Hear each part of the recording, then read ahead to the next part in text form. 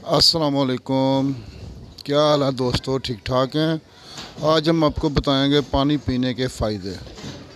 हाजमे को फ़ायदा, पानी हमारी मदद करता है।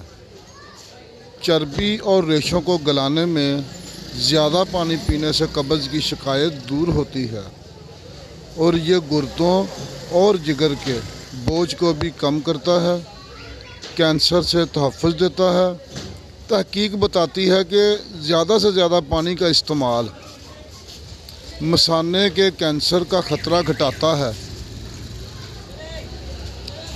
प्लीज़ अगर आपको ये वीडियो अच्छी लगी हो तो मेरा यूट्यूब चैनल सब्सक्राइब करें, किंग ऑफ लाहौर, और लाइक करें और कमेंट में हमें बताएं, हमारी हौसला अफजाई करें ताकि हम आपके लिए अच्छी से अच्छी वीडियो बना सकें। Thank you.